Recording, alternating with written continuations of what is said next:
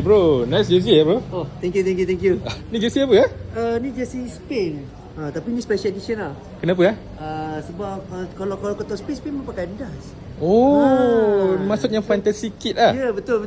Ni memang aku just imagine kalau macam kalau what if kan Spain pakai Nike.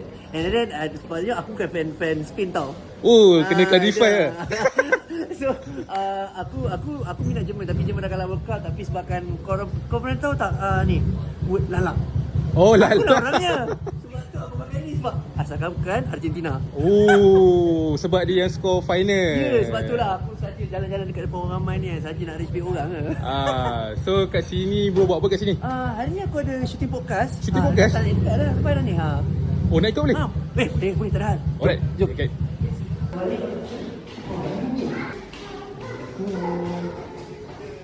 Ni studio dia. Ya, ni lah studionya, tempat yang kita orang suka lepaskan emosi kita orang. Lepaskan emosi. Apa semua kat sini lah.